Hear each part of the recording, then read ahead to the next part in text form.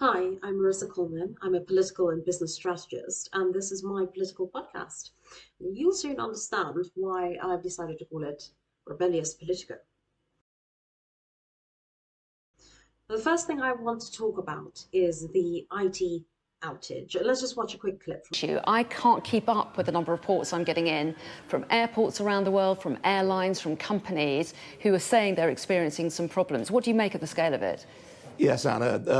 I said before the top of the hour to you, I think it is not exaggerating to say that this is the biggest IT outage the world has ever seen.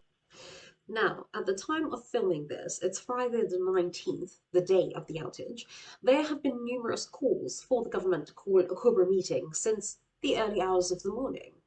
It's nearly the end of the day, and they still haven't called one yet, as far as the public know.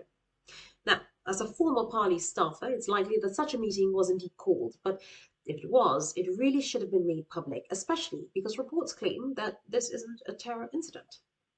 The fact that GP websites have a message warning patients that their systems are down means that this is a critical issue affecting the public directly, and that's away from national matters. So the lack of public message from this government, I would argue, highlights their inexperience in true public governance. Now, there were ministerial addresses today in the House, by the way, which is unusual for a Friday, so it's concerning that no one extended that time to give an update on this critical matter. I'll not get into criticisms of the initial COVID response.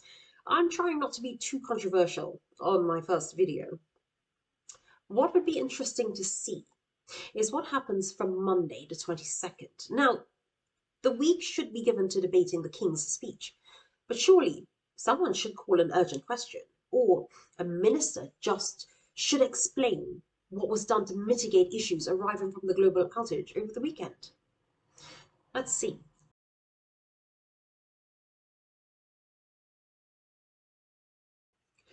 Now, speaking of the King's speech, which is written by the government and outlines all of the key areas that will be debated and legislated in this parliamentary session, I have to admit that there were some welcome points. Now, of course, staying true to the baseline of their campaign, there were no surprises in the speech, as Keir Starmer has been keen to present the Labour Party as a no surprises, stable, no random episodes of chaos type of government. What's important here is that all of the key policies are indeed deliverable and really focus on industrial strategy, and that's a direct move away from the Conservative strategy. I'm particularly interested in seeing how they will handle a boost in high quality infrastructure. This was a matter that Boris Johnson was very, very keen on. But there were clashes within his administration, and that made large projects difficult to deliver. And that was really to do with austerity-minded cabinet members such as Sajid Javid, who were concerned about the national debt and fiscal sustainability. The other particular area of interest would be housing. Now, we have a housing crisis in the UK, and that is because of a range of issues. The expensive and extremely long process that developers need to go through, which inevitably means that only large development companies really produce housing. And the less than crystal clear planning laws, and of course NIMBYism. Now, the Conservatives were determined to produce houses, but here's the thing, and I'm summarising a huge issue. The Lib Dems were hugely successful in campaigning on the matter of the Green Belt and overdevelopment, a lack of social housing, and the Conservatives' struggle to get the balance right. This was not the only point, but one of the key factors which led to them in making significant gains in the local elections since the 2019 general elections. Now, some would argue that local elections do not generally affect the outcome of a general election, but I disagree.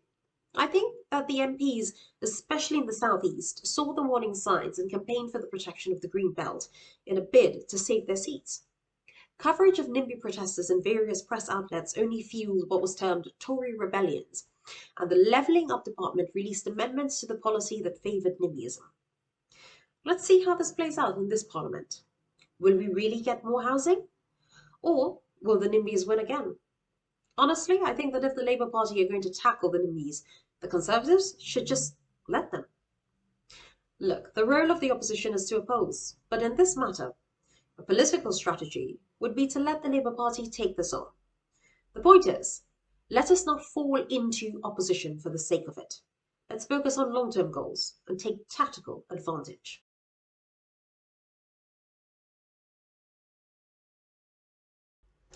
For the people who love the pomp and ceremony of Parliament and our monarchy, the state opening never gets old.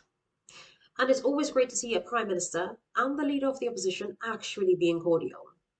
I wonder what it's like for people like Clive Lewis. This man chose to be an MP in our British Parliament and then proudly announced all over social media that he was giving his oath under protest. Let's look at a quick clip.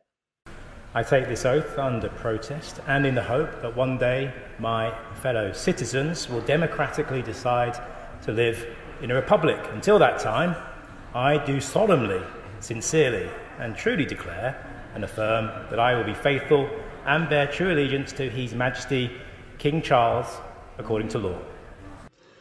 Honestly, I think Lewis might need to be reminded that he is in Parliament UK, where the monarch remains the cornerstone. I suppose this is his way of continuing his protest against that leaked plan in 2021 where Keir aimed to change the body language of the party. The monarchy is still very relevant, Clive. The woke approach on that isn't going to give you lasting support. Well, that's my quick roundup for the week.